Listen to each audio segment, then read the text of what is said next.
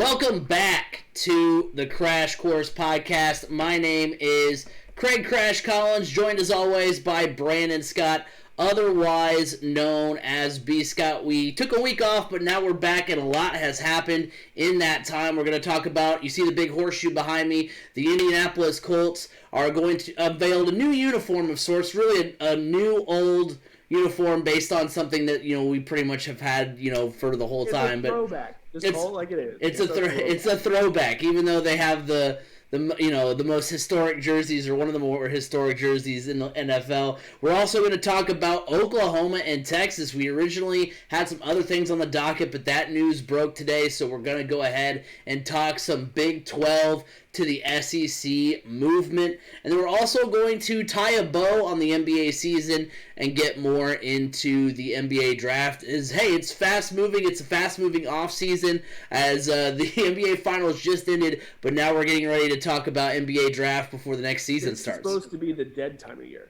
This is supposed to be the dead time of year, and there's not supposed to be anything going on right now, but wow. A lot to get to. But first of all, how was your past couple of weeks, B. Scott? It was pretty low key. I mean, not much going on in the college sports world of in baseball and wrestling and all that. Other than we got the Olympics starting, and now we're shifting into Olympic coverage. So yeah, you probably don't. How about you? How was your move? The move was good. As you can't really tell because all you can see that's different is the lighting is different on my face than it has been in past podcasts. But I am in a different location. I have moved. The move was hectic, stressful at times, but it's finally over. I bought myself a new ring light, so the lighting is pretty on point here. So very excited to get back into the content creation game, get back into the podcasting game, and it's going to be a lot of fun. I'm excited because now we roll past these couple of hiatuses back into, we're starting to get back into football. We're talking about football today. We've got, the NBA. Supported the training camp. Exactly. So very excited to get into that. And so speaking of the Colts, let's go ahead and get into our first topic of the night. The Colts unveil their new throwback uniform. It's going to be a throwback back to the 1956 season. Now it's going to feature two mini horseshoes on the back of the helmet rather than on the sides. They're going to have three... That's not new. Well, I know they had it for a preseason game a couple of years ago. No, not just a preseason game. They actually rolled that helmet out with all white jersey. That basically was an all white version of this uniform against the Detroit Lions on Thanksgiving. Yeah, I forget which year it was. It was the year that wasn't that the year that Manning threw 49 touchdowns? I believe so. Yeah. He threw 30 of them in that game. Yeah, he had 6, I think, something like that.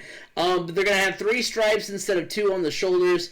The TV numbers will be above the stripes rather than below. So, I mean, that sounds like really minor differences, but if you've had a chance to take a look at it, it's on Twitter if you want to go check it out. It's a pretty cool uniform. I mean, they still look very clean. I'm excited by them. They're going to wear them October 28th against the Buccaneers. They look I think the Buccaneers are wearing throwback uniforms that day too. That's kind of what I've seen too, and that's what that's really what I'm hoping for, because it's always a little odd when you see one team wear their throwback and then the other team doesn't. I mean, it's a little bit more palatable when the team is another historic team. So when the Lions play the Packers on Thanksgiving and the Lions wear their silver, just complete silver no logo helmets, it looks okay because it's against the Packers whose logo hasn't changed in forever.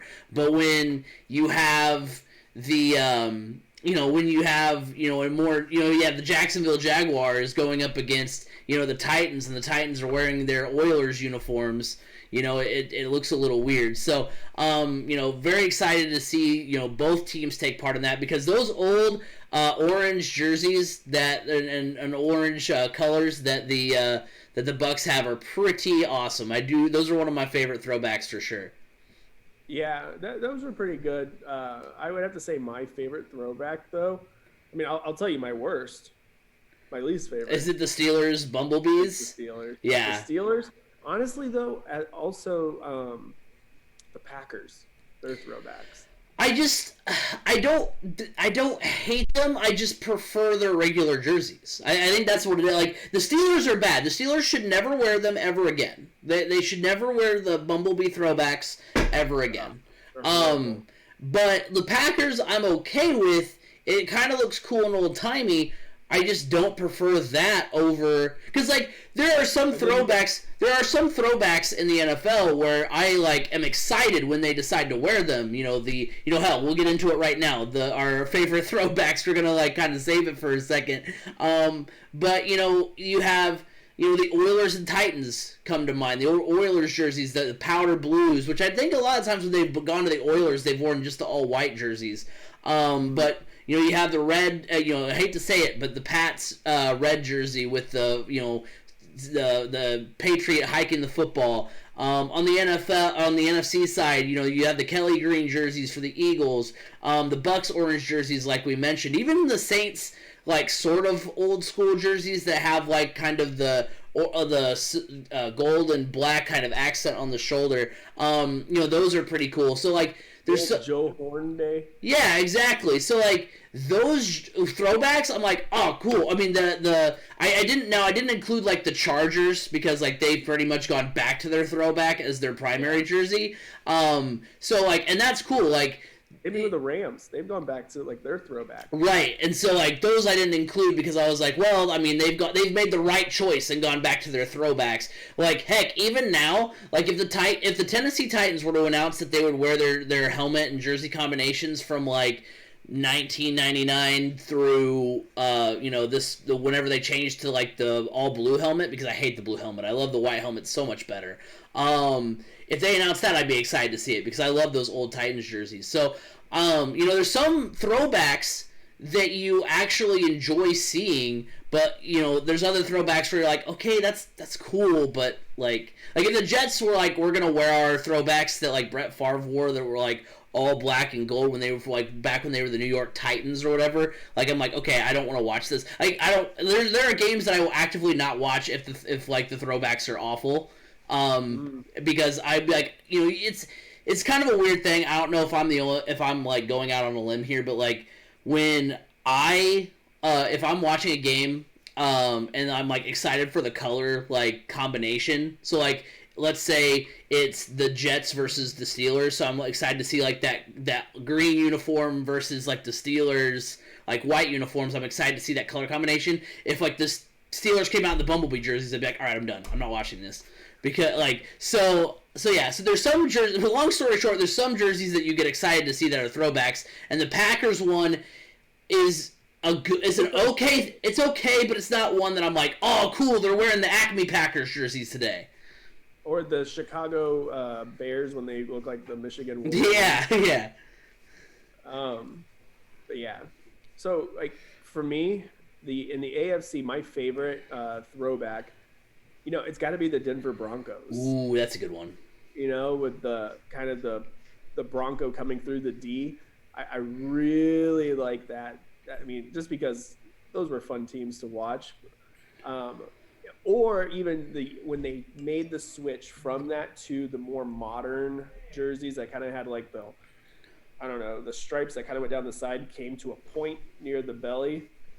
When they won their 2 back-to-back Super Bowls, those were their jerseys then. Those were pretty cool. The other one I would say on the AFC side is the early Jacksonville Jaguar uniforms. I mean, those were good. Then the Jags just screwed it up. Yeah. They're getting back better. They're getting back to being better, but those were good early on. On the NFC side of things, the NFC is kind of tough because, you got like the Cowboys who are just the same. The Arizona Cardinals are have always had. I mean, that's anytime wherever the Cardinals have been.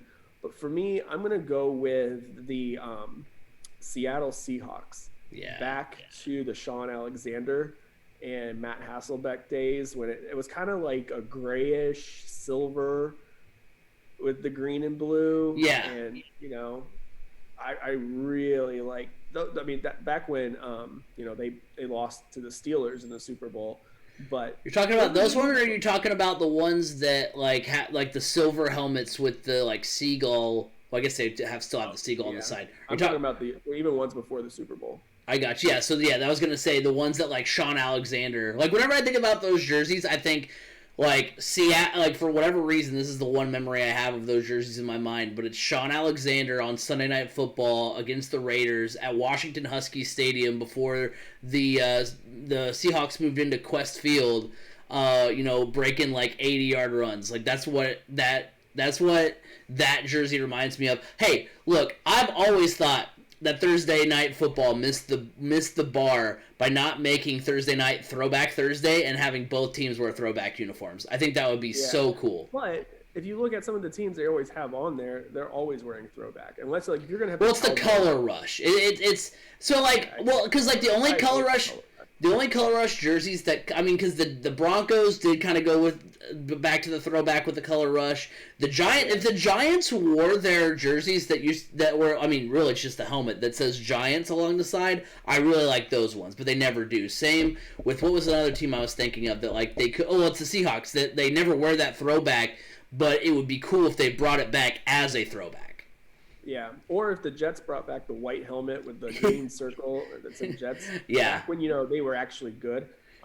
Right. Those would be good to see. Well, and I have to say I do like New Orleans color rush. Just the all black. I've always been a fan of the all that's kind of cool. But it works with the color scheme that the Saints have, like the black and gold and all that stuff.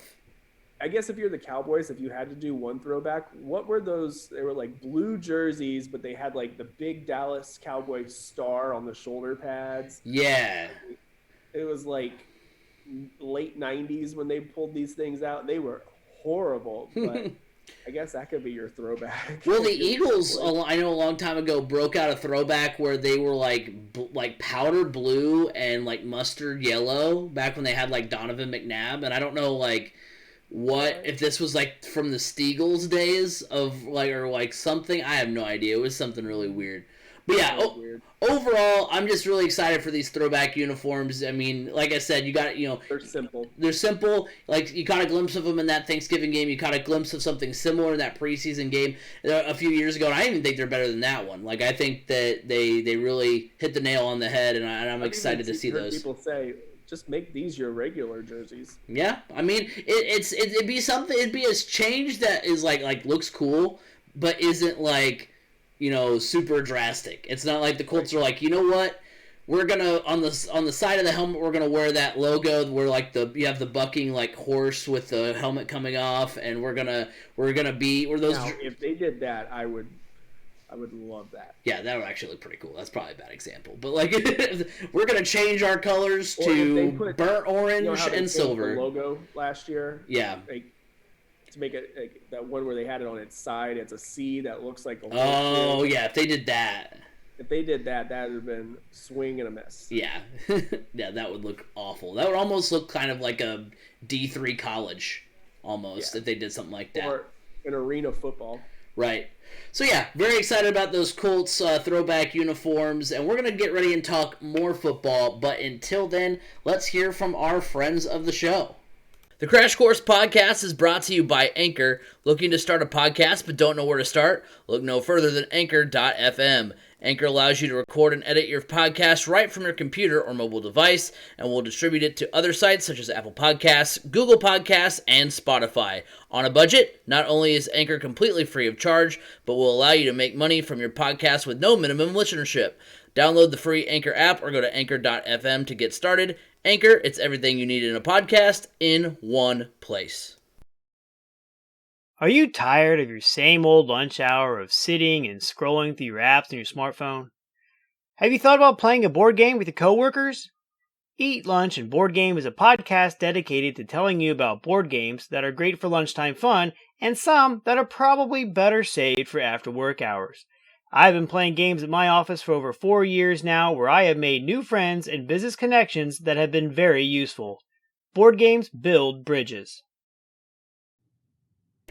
Remember that you can follow us on Facebook, Crash Course Podcast. You can follow us on Twitter at Crash Course FM. You can go to our YouTube channel, 3C Media. We're getting ready to come out with a new logo. You have the MCT Podcast that is always popping off. Their most recent, which is, they also did sort of an NBA season recap. Their most recent video is like one of the tops on our channel, so we thank you guys every week for that support. The MCT Podcast, our YouTube exclusive podcast, where you can also see us every week. We aren't streaming this week. If you're tuning in on YouTube, you know that we didn't stream this week. Because the reason for that is because next week we will be streaming the podcast on the Craig Crash channel, my personal Twitch page, and then of course it'll still be uploaded and everything to YouTube and all that stuff.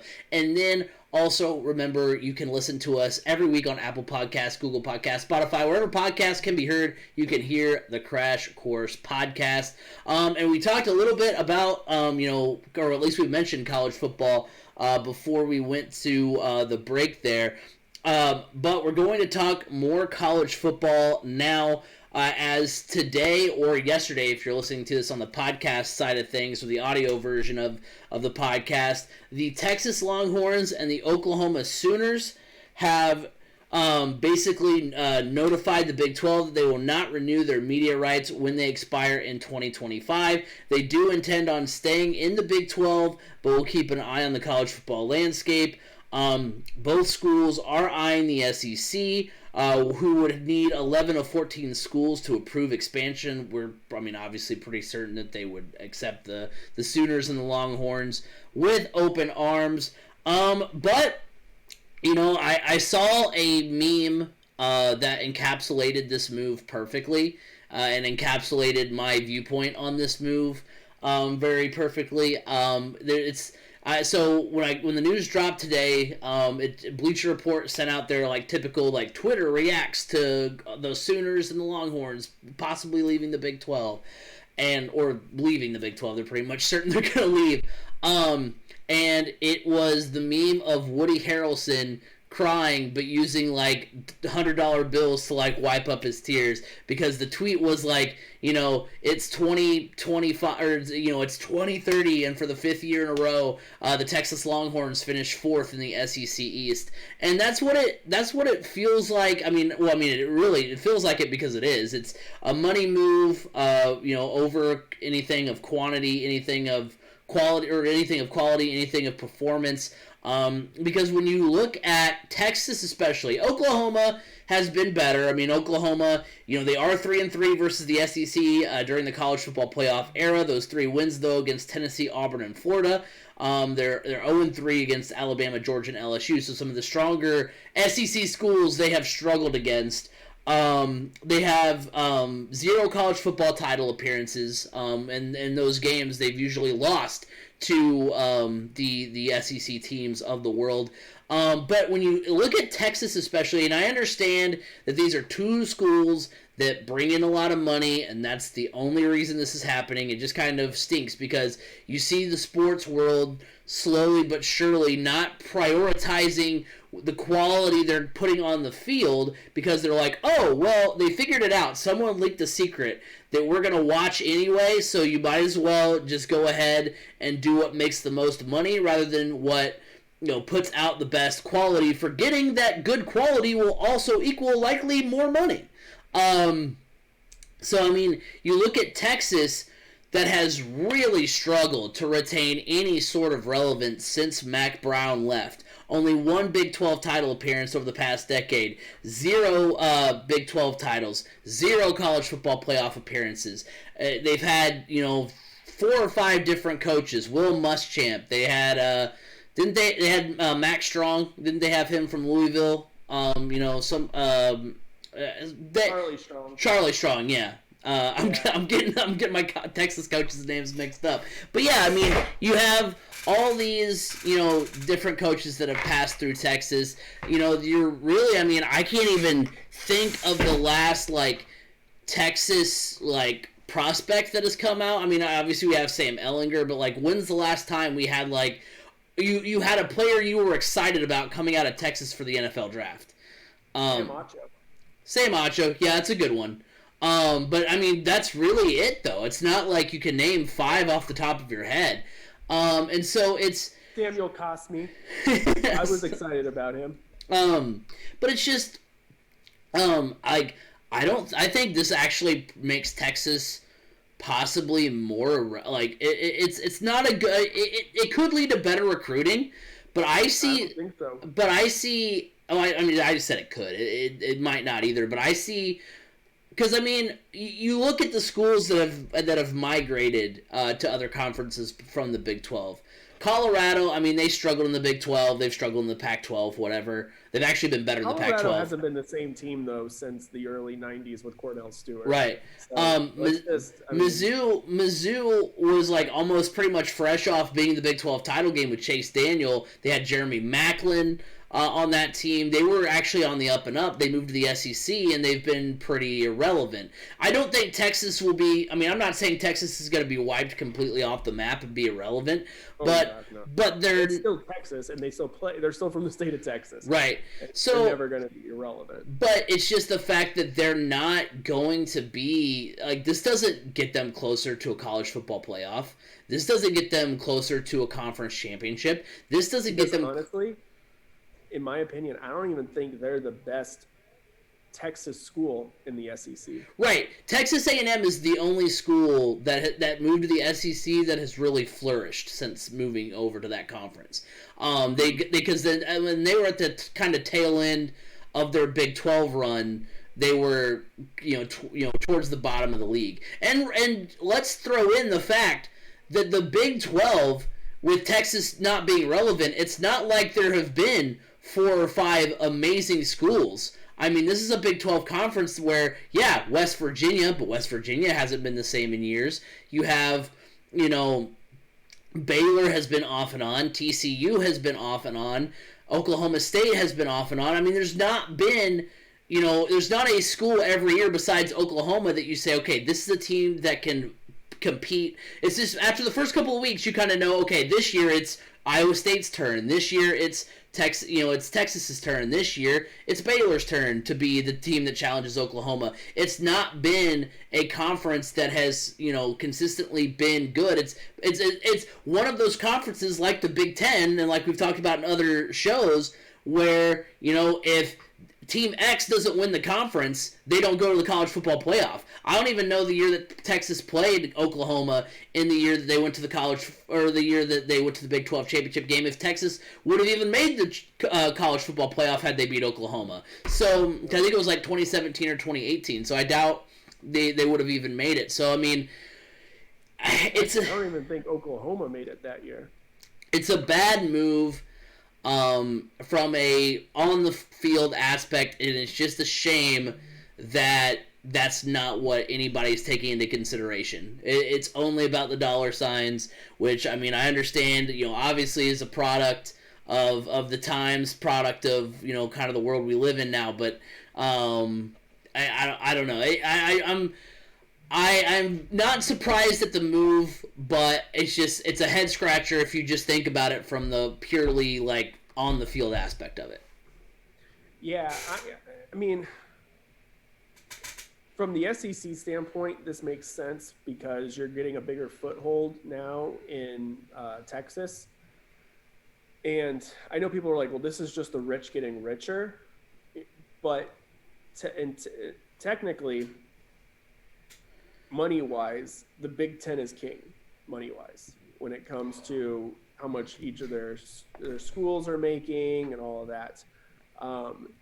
And the SEC has been playing catch-up. And by adding Texas and Oklahoma, this now pulls the SEC almost even with the Big Ten. My question is, how does this work out with Texas and their own TV network? Yeah. Because the SEC has its own TV network. So is the SEC network going to want to compete with the Longhorn network? Well, they're both in ESPN. We are saying that we're talking about them to the SEC. That's not a done deal. You got to remember, 11 of the 14 SEC schools have to approve this. So I can tell you right now, Texas A&M is saying, nope, we want to be the only Texas school in the SEC. So no, we're denying this.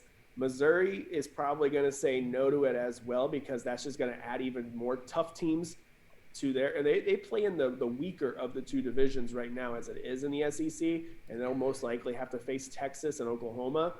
So they may turn it down. And if I had to guess, Vanderbilt would be another one that may turn it down, because Vanderbilt is like one of the original SEC schools, and could potentially see some writing on the wall there of what could potentially be looming.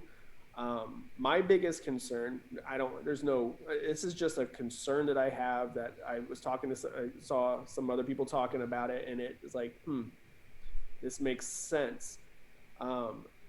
Kind of postured alongside with the new NIL rules that have come about. And there's also have been some rumblings that Ohio State has reached out to the SEC. Don't know how legitimate those are, but at the same time, we didn't think Texas and Oklahoma, the rumors were legitimate either. But, there was more people reporting that. I think a few people have come out and said about Ohio State. So that's probably not as legitimate as these other rumors. But my big concern is that these big name programs are going to come together in the SEC, having to potentially boot out people like Vanderbilt, South Carolina, Kentucky, Missouri, and create their own mega conference of just the best of the best, the Clemsons, the Ohio States, the Michigans, the Penn States, the Florida States, the Miamis, the big dollar programs, and basically pick themselves up and leave the NCAA and start basically their own league where they all contend against each other and have their own championship. Now, I don't know how that would work for other sports per se, because there's no way that type of conference or whatever it may be, or league, could contend whatsoever with with March Madness. Right. Because if you look at some of the big programs in basketball, yeah, you got Michigan there and you got Texas, but I mean, Ohio State to an extent. Okay, Ohio State, Michigan, and Texas are probably about your only ones. I mean, USC every so often, maybe. Clemson every so often. Yeah, so it's like that would be tough. There's a lot of logistics there, but the reason that this would be a potential concern is that because if you look at what the NFL's TV deal is, it's like $3 billion or 30. It's something outrageous. It's in the billions, and this, like, a league of the best teams like this could potentially bring in a TV deal on par with the NFL, and because of the NIL rulings and everything, these players could technically then begin to make a salary from the TV deals. Yeah. And yeah, because it could honestly be something where, in that scenario, now I don't necessarily know that it'll be a doomsday scenario like that. I don't know. So that would leave because they programs like Purdue and IU, like, without a conference. Essentially, the Wisconsin. So, these, like, Wisconsin, Minnesota, Nebraska, because let's all be honest, Nebraska is not getting an invite no matter how good they think they are. But those types of programs are left in a lurch. So are you now then throwing, like, are all those schools going to go to smaller conferences that would contend for a college football national championship or an NCAA national championship? And then who do we say would be a legit national champion? I don't know. I know this is way off the rails, but it is something that has been floated out there, at least in the universe, by people. I don't think it's going to happen. I think, honestly, what's ultimately going to happen is you're going to see 4 16-team power conferences more so. And I think that's more likely because, let's be honest, yeah, I know Ohio State's probably sick and tired of having to share their piece of the pie with Rutgers in the Big Ten. But Ohio State's piece of the pie is still bigger than anybody else's in the SEC. So, yeah.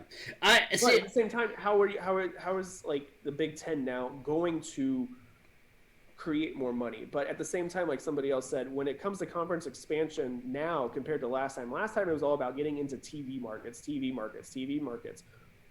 markets don't matter anymore because somebody in Utah can watch every one of their favorite Big Ten teams because of streaming. You can stream now, so it doesn't really matter. So now you got to start looking at, okay, land area and how many households have TVs in them. So let's look at places, we'll get into like what's next, but that's what you kind of have to look at now is not just, well, this TV market is one of the best and we could, but you got to look at, okay, the population wise, how many TVs are there per household that could, that people may watch us on through streaming. Yeah, I mean, I'm with you there. And as far as like the whole like doomsday like scenario that you kind of mapped out, I mean, the way that I see that happening is those are all big enough college football powers to where they could just say F basketball. We'll put a product out there like maybe a couple weeks after March Madness or even before March Madness, like during conference. That are big into basketball, like Michigan, like Ohio State. Well, they'll just dominate. And the people that we're gonna watch are gonna watch anyway. I mean, that's how it's because what I'm saying is football's going to be so big. It's kind of like how Kentucky doesn't care that they're bad at basketball or bad at football because they're good at basketball. Like they're like, okay, fine, we'll be the laughingstock of the SEC for 3 months, and then we'll go dominate every single college basketball game. Like honestly, it could come down to these conferences turn into football-only conferences, and your original conference allegiance lies still within basketball. But how are you going to do that if the NCAA, if they secede from the NCAA though? Because I can't see the NCAA being like, okay, come on back, you guys can play basketball with us. Like, how would they be able to reconcile that? Now, unless you're talking about the whole NCAA like dissolving as an organization, which I don't think would happen. Hope not. Yeah, I was gonna say I hope not for your safety, Scott. I don't know. You heard it here first. B. Scott says the NCAA is folding. No. Well, no. I mean, Mark Emmert has come out with the NIL ruling. He did come out and say, the landscape is changing, and the NCAA needs to have more hands off in these types of situations. Basically, because of NIL, they were like, we don't want to make rules, and we're going to allow the conferences and the individual states to make their own rules on these and govern it. But he's wanting and that's just the changing of the landscape altogether. I mean, that's a big reason why when you look at the statement that Texas and Oklahoma put out, saying that, hey, 2025 is when we're gonna be free agents. Wink, wink. We all know that they're most likely not, but they put a caveat there by saying, but we will be looking at the evolving landscape of college football and see where it goes from there, because basically the Big 12 over the next 2 years could all just completely fall apart before 2025, or all the broadcast partners can see the writing on the wall and say, nope, we're dumping you and we're going with these guys over here instead. So then, they join sooner. That's the type of stuff that, I think. Yeah, I mean,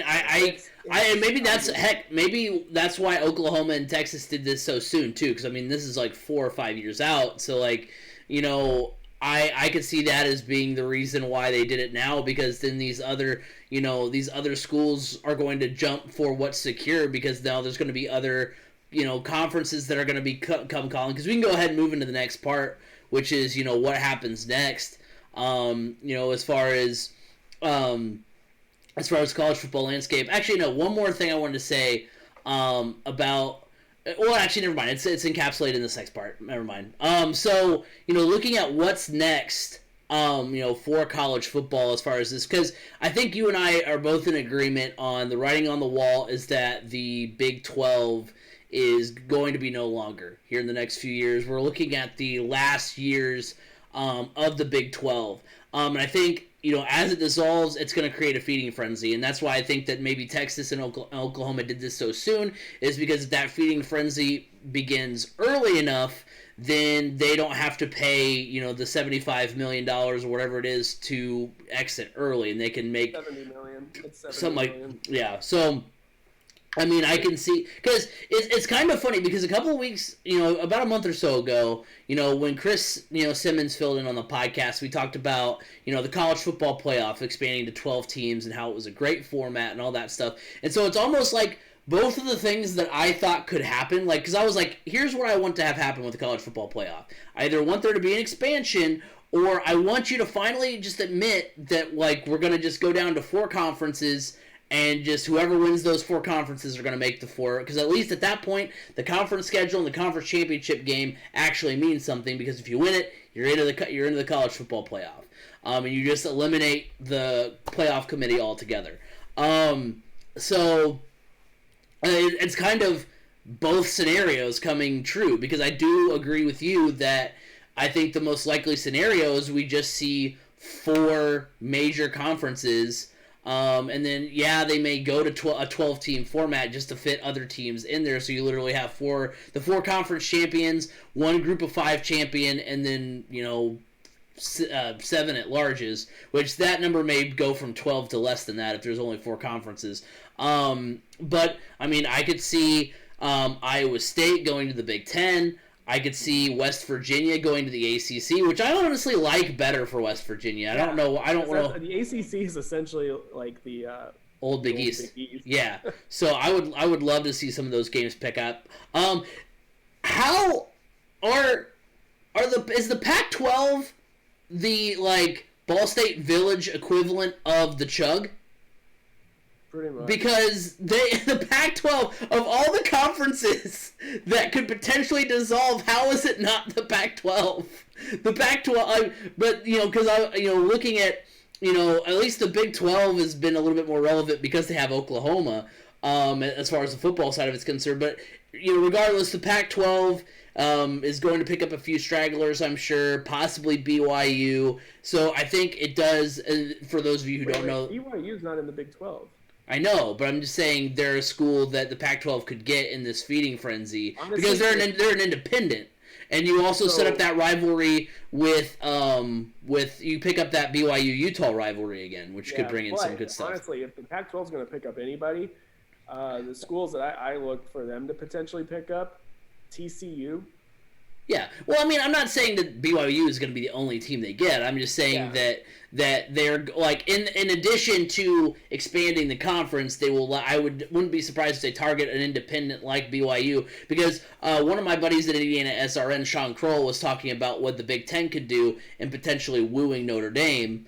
So I can see. I mean, probably not, but I could see. Well, I mean, it might if we're talking about. Hey, there's only 4. If we're talking 4 conferences, and that's the only way you get in the college football playoff is being a part of. ACC has the inside track on that. Well, that's true. That's true too. Yeah, that's a good point. But yeah, so I could see that kind of happening. Just for those of you who don't know, the Chug has been the entire village at Ball State. The bar scene has all changed completely since B. Scott and I were in college, save for one bar, and that's the Chug, and it's a basement, danky, just kind of hole in the wall bar, and it's still survived. It's like gonna survive a nuclear holocaust. So that's when you gotta go because it is right, exactly. But yeah, so I think we're gonna see all these teams jump ship. We're gonna see a 4 conference landscape, and honestly, at that point, I would almost be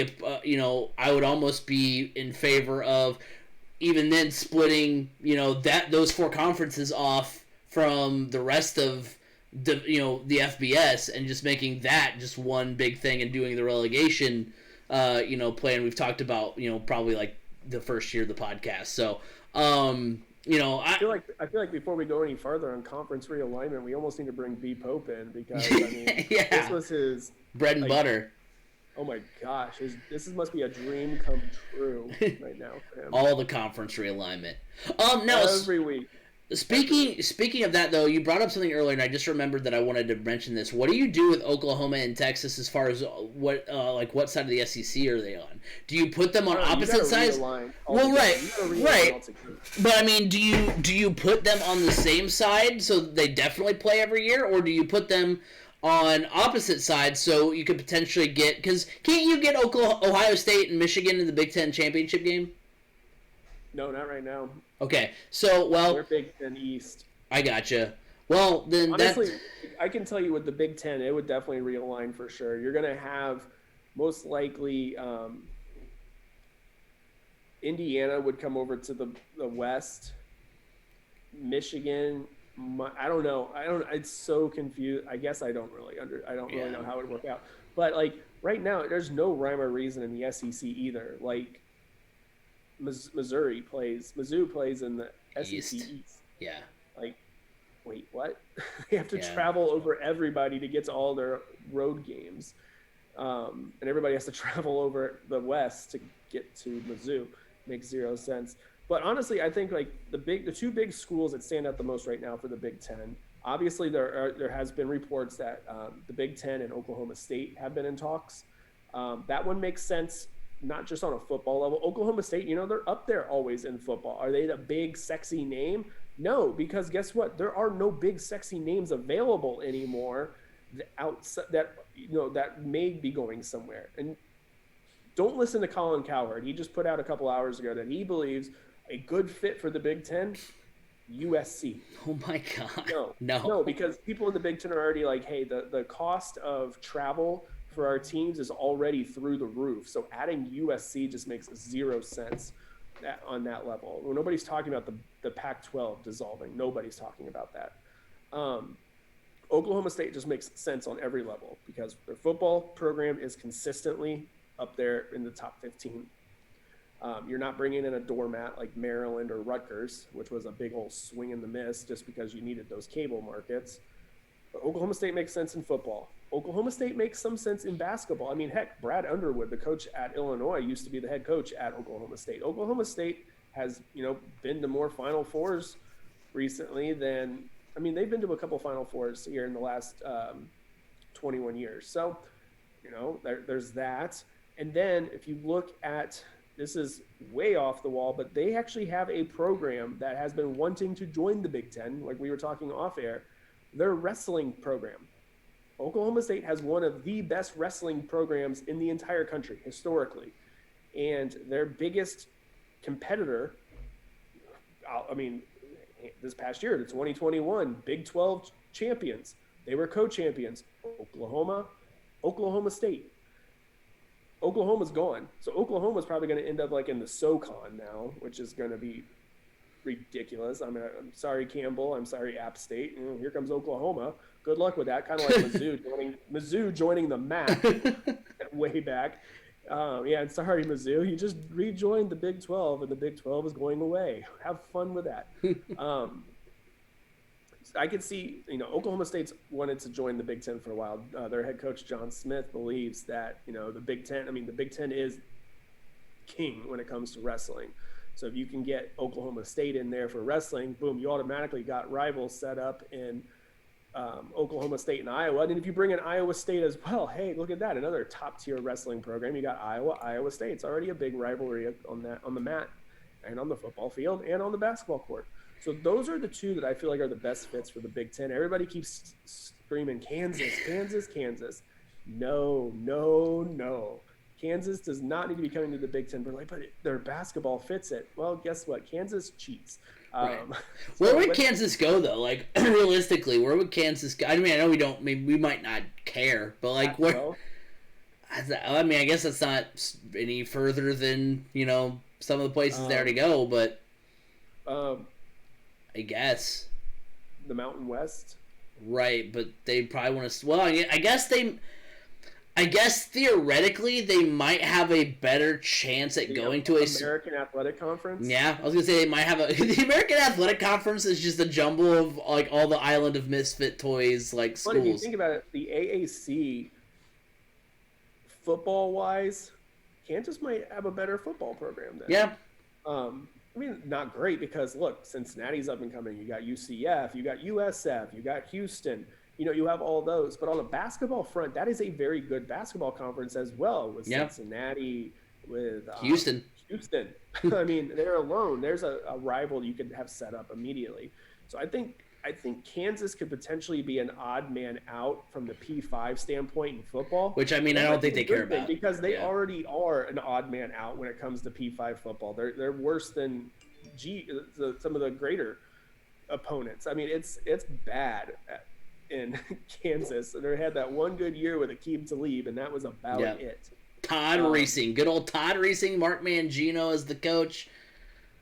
All Mark Mangino did was sit. I just feel like he sat on the sidelines and went through 10 buckets of KFC a game. Okay, so wait, what do you want to add on that, B. Scott? I do like the West Virginia to the ACC. If things kind of got, I mean, Notre Dame would be the other team to add to the ACC. And if things got really crazy, does the ACC would be a team. Okay, yeah, that's a good one. I was gonna say, does the ACC have an odd number of teams in normal years? Because when I went through and counted, because with Oklahoma and Texas, the SEC would have 16 teams. So I was like, right. How many does the ACC have? And the ACC last year had 14. Was there a team that opted out? Because that was with the addition. Last year, they usually have 13. Okay, that's what I was curious about. So that's kind of I mean, heck, I had 3. But at the same time, there's also talk that the Big Ten is looking to potentially raid the ACC as well, and try to get Notre Dame. But the other big target for them is North Carolina to kind of extend their footprint. North Carolina fits what the Big Ten looks for. North Carolina is a strong academic school. They have a research program.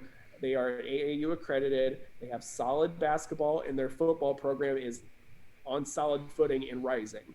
So if everything goes to hell and just goes absolutely nuts, and we basically have the Big Ten across, it's Big Ten and SEC only, we're looking at, I think North Carolina would be on the docket for the Big Ten. Yeah, this is giving me kind of flashbacks to college, Cardinal College game day and the B Pope days, because I remember back when we were talking about that first wave of conference realignment, we were like, Boise State to the Big East.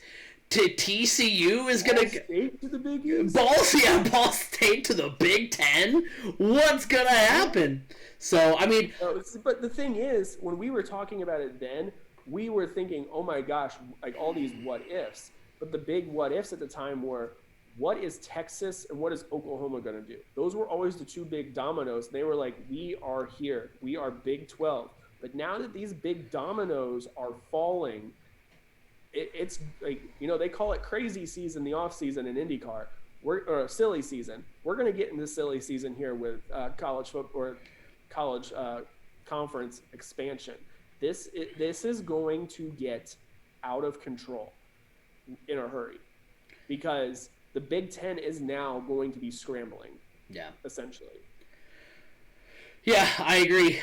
Okay, so before we move on to the NBA, I want to see if you can see this. Can you see this, B. Scott? Oh, you're not going to be able to, are you? Dang it.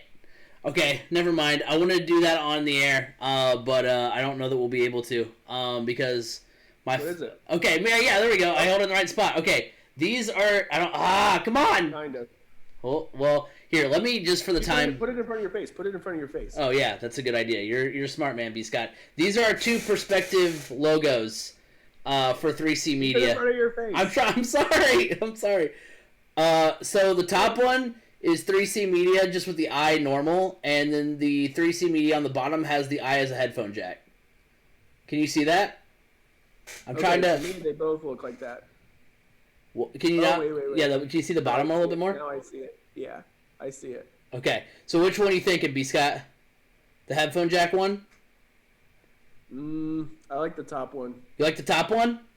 I do like the top one because the bottom one kind of reminds me of Jeff Bezos's I gotcha. Okay, I gotcha. Well, so I wanted to do that on the air because Mayor, our logo editor or logo designer, has been killing it, and so that's going to be, you just caught a sneak peek of our 3C Media logo that we're going to be unveiling here in the next week or so. So if you are watching on YouTube, you just got a glimpse. If you didn't, go on over to the YouTube channel and check out me holding up a grainy picture of my phone in front of my face so B. Scott can help me pick the logo real quick. But anyway, let's go ahead and talk about the NBA season as it has wrapped up. The Milwaukee Bucks win the NBA Finals 4-2 over the Phoenix Suns. Game 1, Chris Paul scores 32 points as he fuels the Suns to a 118-105 win. Game 2, The Suns hit 23s in a 118-108 win. Devin Booker hit 7 of those, scoring 31. It looks like the Suns are going to easily cruise to their first NBA title.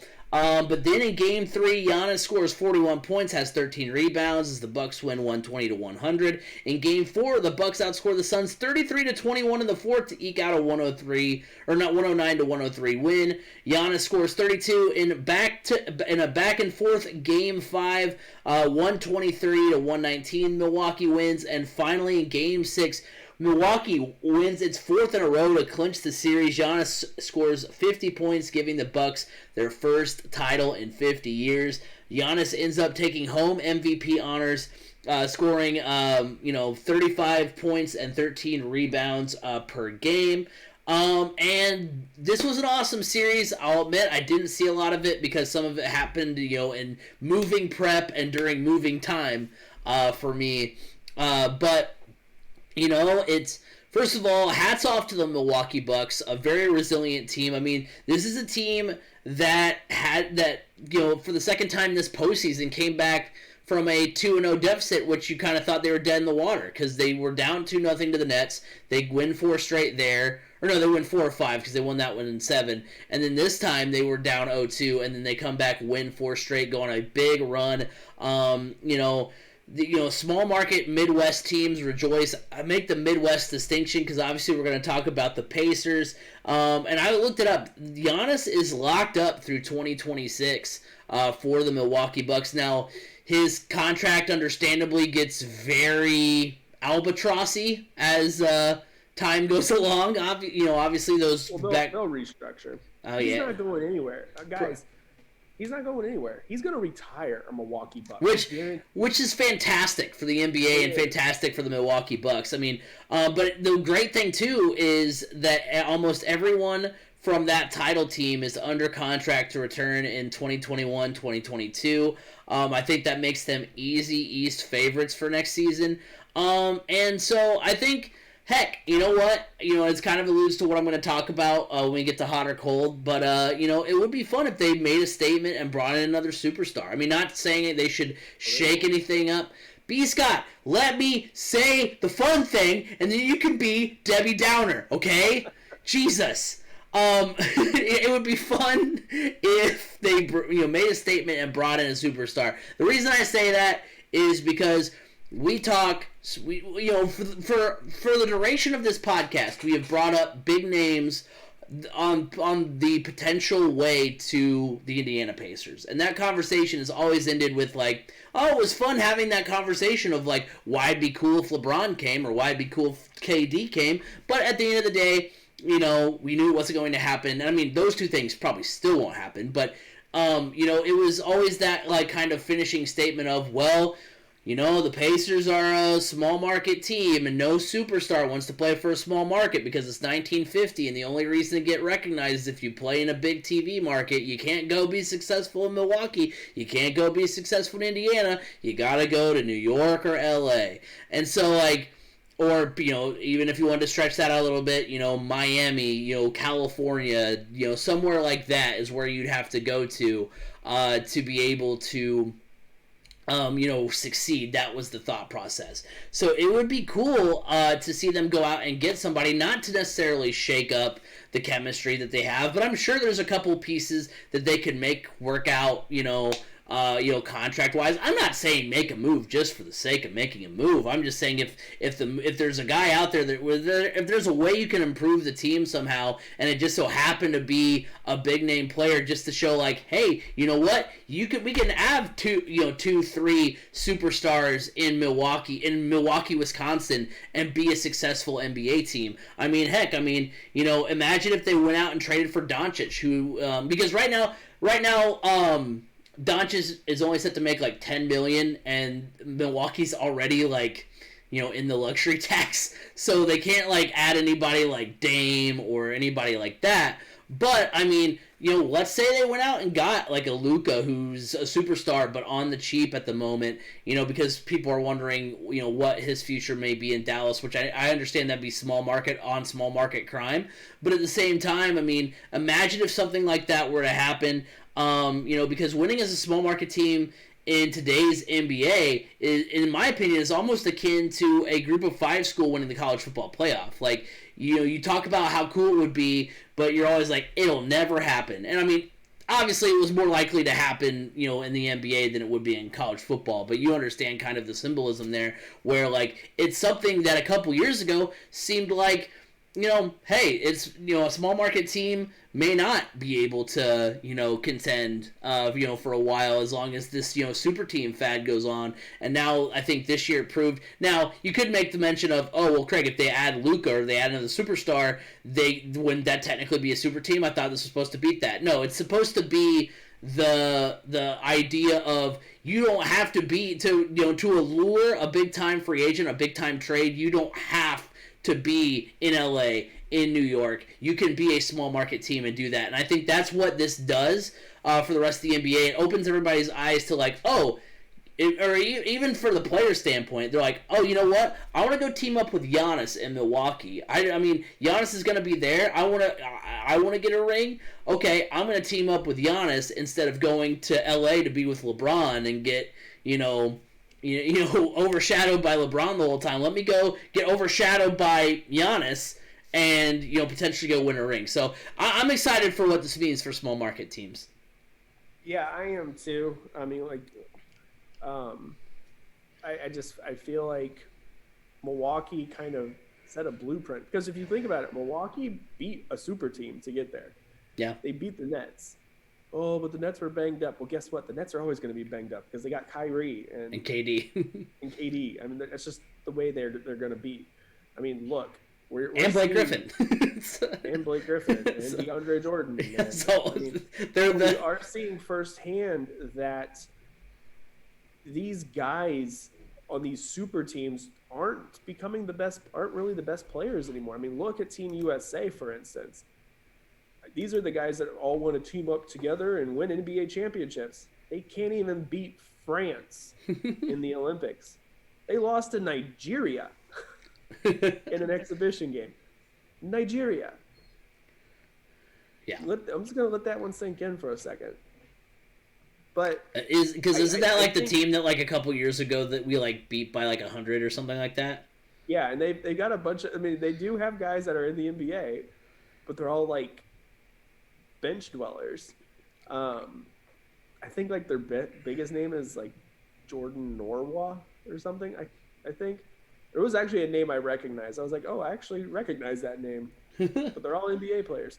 But yeah, I think this is good because look, you had the Phoenix Suns. They took out the Lakers. You had the Bucks took out the Nets. Guys, team chemistry means something. The ability to all come together and have a common goal in mind is huge. What the difference is for these super teams is that these super teams, they are all about these guys are about their brand. Whereas Giannis, he doesn't care about his personal brand. He really doesn't. I mean, this is a guy that was drafted, I think, like 12th or 13th when he was drafted.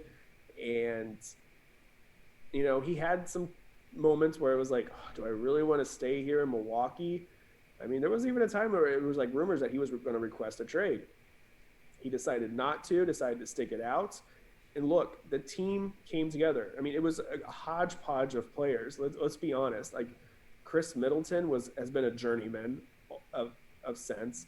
Yeah, he's been with the Bucks a while, but getting with the Bucks kind of resurrected his career. I mean, he was all over. He was in the G League and different things like that. Bobby Portis, another. He was a hero in Game 6. Brooke Lopez, I believe, is the Lopez brother. Yeah. On the Bucks. I mean, look, a lot of these guys have been around the league, and none of them were big. I mean, Giannis was kind of a heralded player, but he was an outskirt lottery pick player, and so he wasn't all that heralded.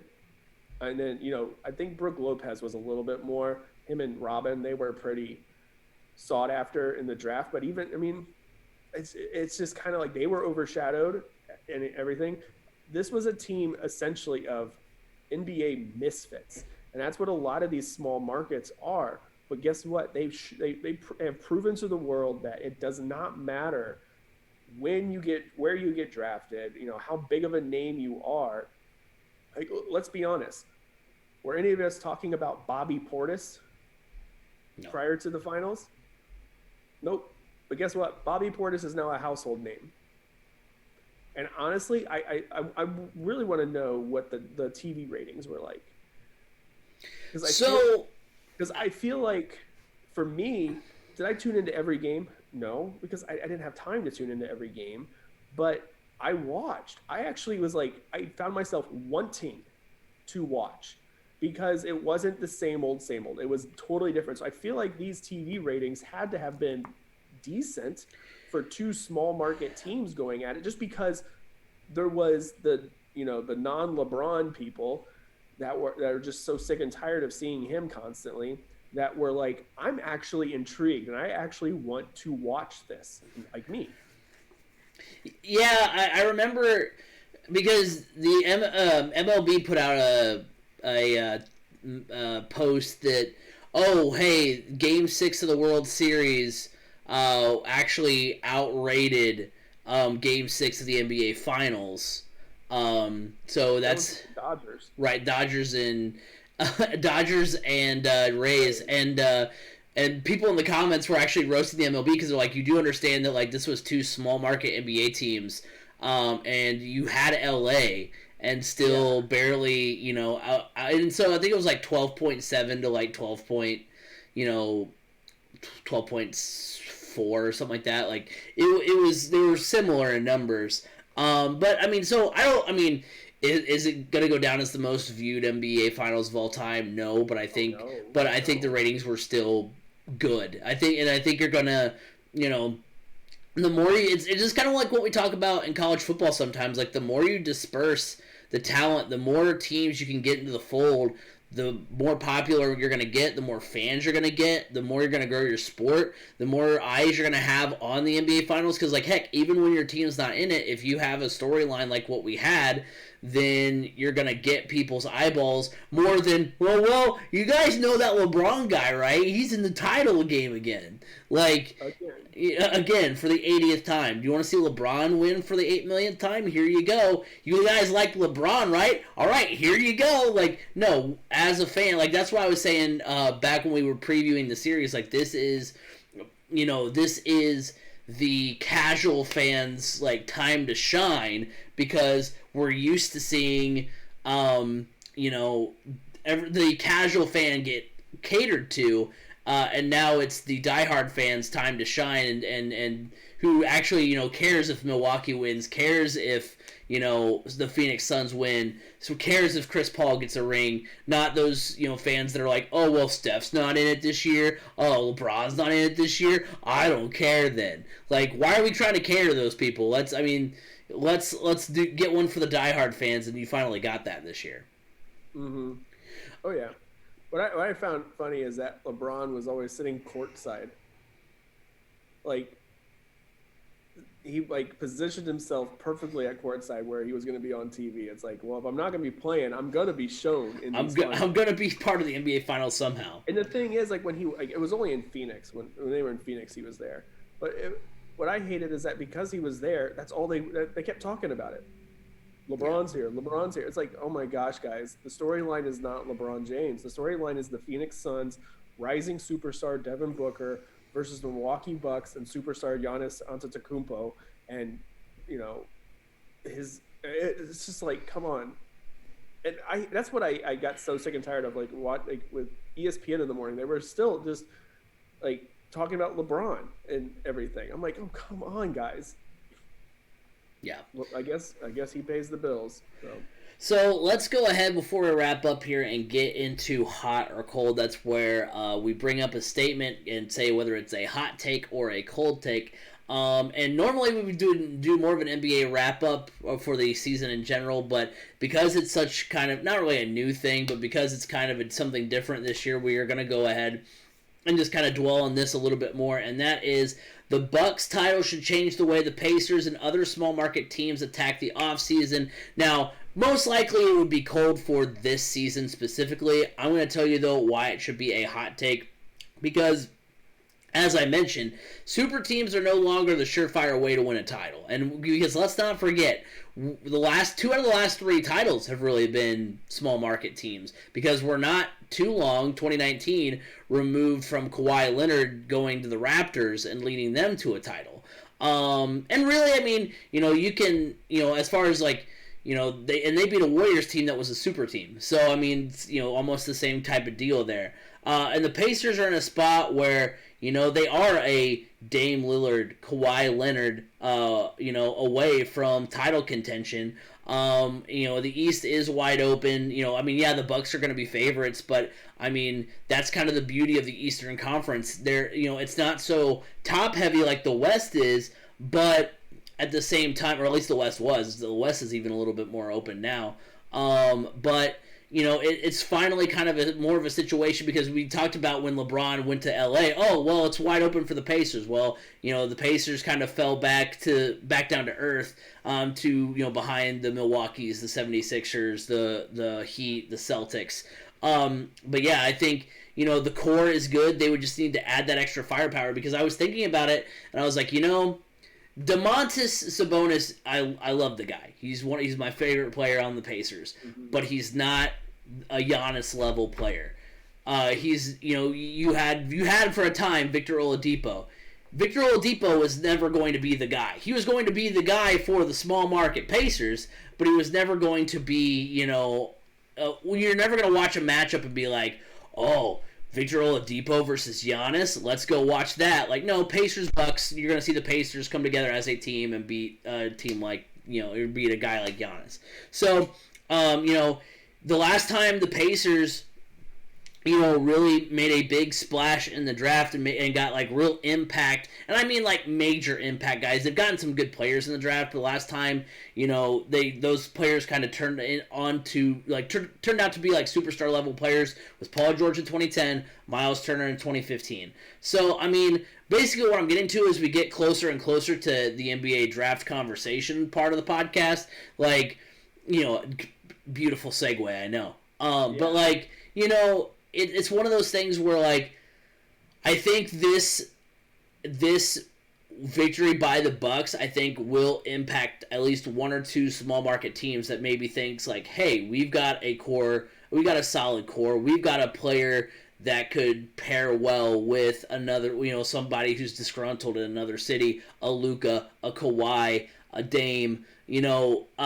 So maybe we can go out and get them. I mean, for as far as the Pacers are concerned, like, hey, I mean, you got the space before you get to the cap. Miles Turner's been on the trade block. Why not go get Dame Lillard? Why not go get Kawhi? It's been proven that you don't need to be in a major market to win a title. So that's all that I think. Because I mean, heck, the team that came to mind first when I was thinking about this morning was, hey, what about like the Washington Wizards? Could they go out and be like, hey, we can pair one of these guys with Russell Westbrook? Now, I would get what Russell Westbrook comes with his own baggage, and so that may not be the best comparison, but you get what I'm saying. There's going to be another small market team that's like, hey, you know what?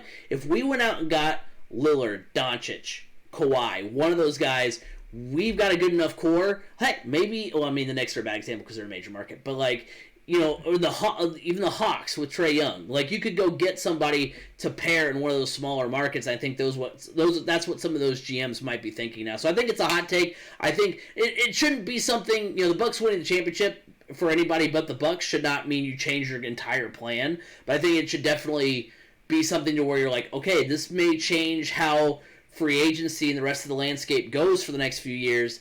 Let's go ahead and maybe be a little bit more aggressive when it comes to free agents, be more aggressive when it comes to when it comes to making trades, because I think, honestly, especially these last 2 years when the college basketball season has been kind of wonky, there's not really been a standout guy where you're like, oh, hey, number 1 pick in the draft, got to go get him.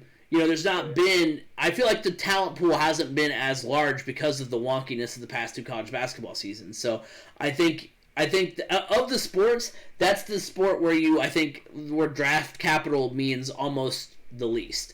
So you could maybe trade a couple draft picks, trade a player or two, go get a superstar, not give up too much, still have your core, and go out and be in contention to go make it to an Eastern Conference or an NBA final. Well, yeah, I think that's a hot take, because that's kind of what the Pacers are potentially looking at doing this year as well. They have said they're either wanting to trade up into the top 10 or trade out of the draft altogether to acquire some veteran leadership or acquire a veteran player. Obviously, they're not like trying to reach out to teams where they're going to have to sell the farm for like a Bradley Beal who's making himself available for trades. They're looking at other options. Like, I don't even think a Dame Lillard is potentially on the table. I'm looking more at like a CJ McCollum type player that's going to make the team better, or that's just one of the names that comes to mind right now. But we'll talk about it a little bit more, but kind of just off the trade to kind of show you what the Pacers are potentially looking at. There's rumors that the Pacers are talking to Golden State Warriors about trading Miles Turner. Essentially, what the Pacers would get in return is they would send Miles Turner to Golden State. The Pacers would then get the number 7 pick, potentially the number 14 pick, and Andrew Wiggins, because they throw in Andrew Wiggins, because basically they would give us the 7 pick for Miles Turner. They want to get rid of Andrew Wiggins, but in order to get rid of Andrew Wiggins, they also have to throw in something else nice and shiny, the 14th pick. The Pacers then would own 7, 13, 14, can turn those 3 picks and maybe one of their 2 second-rounders into potentially even a Dame Lillard if they wanted to. There are options there for the Pacers to be able to build that draft capital, because guess what? They don't have the players to like, okay, we'll give you Miles Turner and Aaron Holiday, now you give us Damian Lillard in return. No, that's never going to happen. But if like, okay, here's a handful of first-round picks this year and Jeremy Lamb, then you're in the ballpark range for looking at what it could potentially you potentially need to land a player of that type of caliber. I think with having Rick Carlisle on board, the Pacers are now showing that they are willing to make the moves necessary. Are they ever going to be a big game in the big free agency game? No, they're not. Right now, they really can't either, because their backs are up against the wall as far as like the cap goes. So any moves that they make are going to have to be through trades, obviously. So yeah, I think it's definitely a hot take. What you need to do is build around the big players you have now, and bring in some key pieces. They don't have to be big superstar names by any stretch of the imagination. They need to be guys that are going to make your team better, like Chris Middleton's, like Bobby Portis's, like the Brook Lopez's. Those types of players that are going to come in and work their butts off to win a championship, because they're not entitled to the championship. Those are the types of players the Pacers are going to need in order to keep going forward. Because honestly, I believe that with a core of already having Malcolm Brogdon, Karis LeVert, TJ Warren, and Domas Sabonis, you are a few pieces away from potentially being contenders. Now, obviously, there's talk of potentially trading Malcolm Brogdon as well, and that may work to get a few other pieces. I don't know. There's going to be some shuffling, I believe, that's going to happen, and it's for the better. Yeah, I agree. So speaking of the draft, so that is going to be this coming, Thursday? Is that the 29th? Yeah. So in preparation for that, I was looking up, who the Pacers might be, in the market of getting, and the Indianapolis Star had the following players. At 13, yeah. Okay. Yeah. According to the Indy Star, the following players should be on the Pacers' radar, and we're going to rate them as hot or cold. So the first name on the list was Corey Kispert out of Gonzaga. For me, that's hot. He up until this past year, he'd only averaged about 12 points, for his career. But this past season is when he really broke out. 19 points per game this past season. Of course, Gonzaga goes on and plays for the NCAA tournament championship. Loses obviously to Baylor, but they still go all the way, further than Gonzaga's really ever gotten. His player comp is Klay Thompson, which is nice. I know, we talked about how we've talked about, big players. Player comp, another player comp, Doug McDermott. Yeah. So those are players that the Pacers have valued in the past. He is a career 41% from beyond the arc. So I think that would be a good shooter to add to the roster. Maybe even another player comp could be like Bogey as far as his 3-point prowess. I think that would be a good add. It's a hot take for me. Yeah, this one's definitely a hot take, mostly because the Pacers also brought him in for a pre-draft workout. Yes. He's projected right around the 13 range. Not only is he a good shooter, but he's just a hard-nosed player. He plays hard, so he's going to play some defense as well. He's not super athletic, but that doesn't really hold him back because his motor is what really helps him out in those situations where he's not as athletic. So I think it's a hot take as well, just mostly because the Pacers did bring him in for a workout. He is projected right around that 13 range. Yeah. Next person they threw out was Davion Mitchell from Baylor. For me, that's cold. Averaged 14 points per game, 45% from beyond the arc this past season. So those numbers are good. But what his kind of player evaluation, in that player evaluation, what was really kind of spoken out was his defense.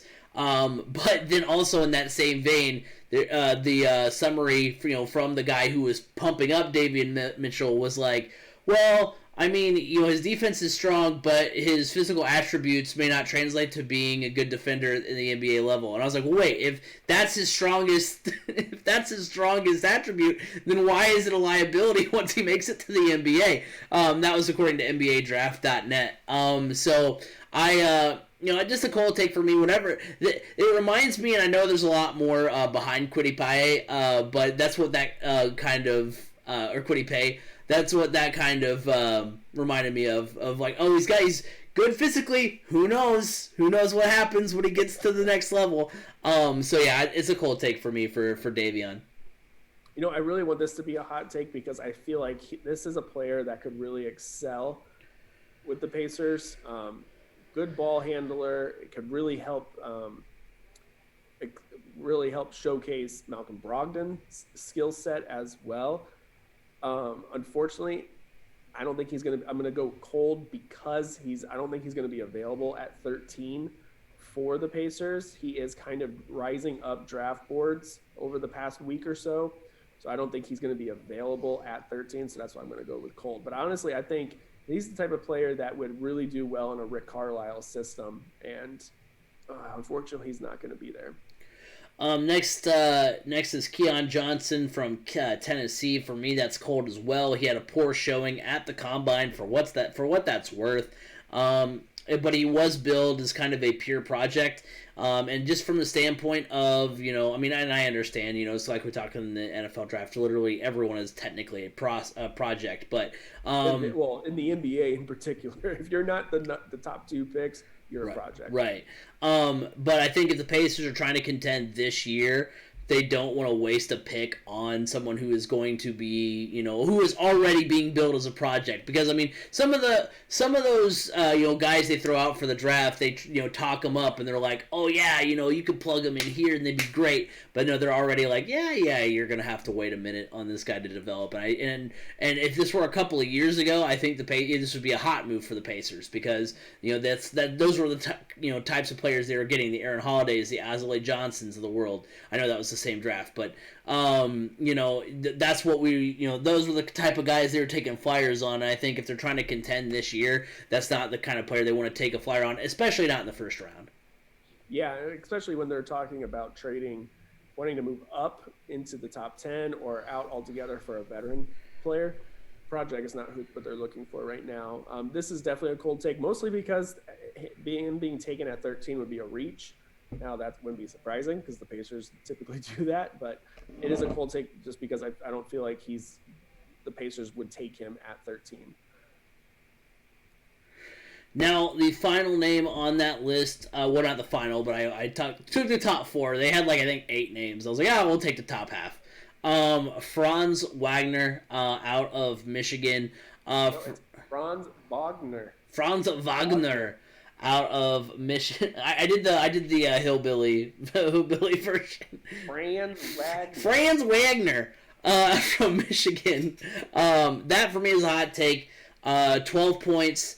33% from beyond the arc for his career. According to USA Today, is the complete package of size, perimeter shooting, and defense. So, all those players we kind of mentioned before, he kind of has all of their attributes, as a more polished prospect. He is listed as somebody who might be available there at 13. So for me, it's a hot take. If the Pacers have an opportunity to get him, I think they should. I'm going to say this is a hot take as well, but it's kind of a lukewarm take because he is also one of those guys that's shooting up draft boards as well, and I don't think he's going to be available for the Pacers when they come around. Looking at mock drafts, he's kind of landing right now around the 10 range. And honestly, I believe Orlando is really high on him right now as well, with one of their multiple top 10 picks. It's a lukewarm one just because he would be a good fit, and if he is available, he would be somebody that they would take. But it's not hot because I don't think he'll be available. Yeah. So all in all, who do we think the Pacers will draft? I mean, I think that's kind of what we've outlined is kind of what I think is going to happen. If Wagner is there, then he's the better of all those prospects we mentioned. But it's more likely Kispert if Wagner is off the board, because those are probably the two best choices, and honestly similar, at least from an offensive standpoint, two similar players. So you miss out on one guy, you get a guy who's at least pretty comparable there, as the next man on the board for you. Yeah, I'm going to go with Kispert as the option there. Ultimately, I don't believe the Pacers will be picking at 13. I think there's going to be some movement, and if they are picking at 13, they really had a swing and a miss on a lot of opportunities. But if Wagner is there, they're going to take him. I mean, they're in a position where they have to take the best player available to them, and it cannot be a project. And they know that. They've had too many projects over the years that just haven't panned out. I mean, they're still not panning out. So they're really in need of somebody that is going to be ready to go. They're not like you need to be a starter from day one and be a superstar. No, they need somebody that can just contribute. Yeah. And they haven't had a draft pick like that in a while that is able to be a legitimate contributor. I mean, I think Aaron Holiday is the closest thing they've had, and even then, everybody's like, okay, time for him to go. He's got to go. It's just not working, which is a bummer because he's actually able to contribute, but they have to get better, and a bit swinging and missing in the draft this year, whether it means they've missed out on trade opportunities or drafting a project that we're never going to hear from again, are the two swing and miss things that could potentially haunt the Pacers. You're always way more cavalier about that than I am. I'm always afraid to talk about trades because I feel like that just makes an already crazy mock draft situation even more daunting, because you're like, oh well, yeah, trades exist, but might as well just go in order and do that. But yeah, you're right. I mean, if they're picking at 13, they've already had a miss. And then if they also miss as far as their pick is concerned, then that's not a good thing either. So, and which is why I don't understand why the NBA, like, I understand, like, if you're trying to just add a piece, or, like, you have, like, one of the first few lottery picks, like, then the NBA draft, you're like, okay, we're excited for this.